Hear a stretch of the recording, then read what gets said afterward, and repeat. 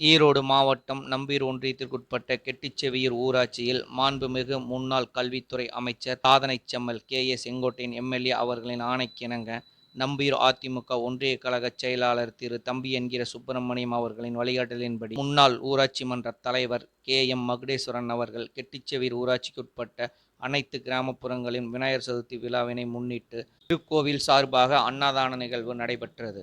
அன்னதான நிகழ்வினை கெட்டிச்செவியூர் முன்னாள் ஊராட்சி மன்ற தலைவர் மகுடேஸ்வரன் அவர்கள் துவங்கி வைத்தார். சொக்குமாரிபாளையத்தில் 2 இடங்களிலும், மணியாட்டிப்புதூர் ஒரு இடத்திலும், பள்ளிப்பாளையத்தில் ஒரு இடத்திலும், கெட்டிச்செவியூரில் 2 இடங்களிலும், கும்மிப்பனை அருள்மலை பிரிவில் 2 இடங்களிலும், நிச்சாம்பாளையம் ஒரு இடத்திலும், தண்ணீர்பந்தப்பாளையம் ஒரு இடத்திலும் மற்றும் சாஸ்திரி நகரில் ஒரு இடத்திலும் ஆகிய இடங்களில் ஸ்ரீ விநாயகர் சிலை வைக்கப்பட்டிருந்தது.